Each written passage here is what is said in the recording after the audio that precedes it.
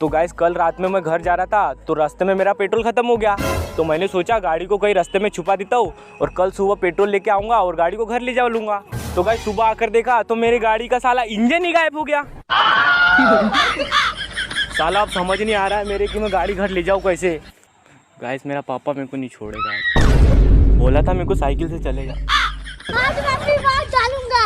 आज मैं मर गया भैया। क्यों मर गया? कोई को मत बुलाना। नहीं मैं चलो चलो चलो।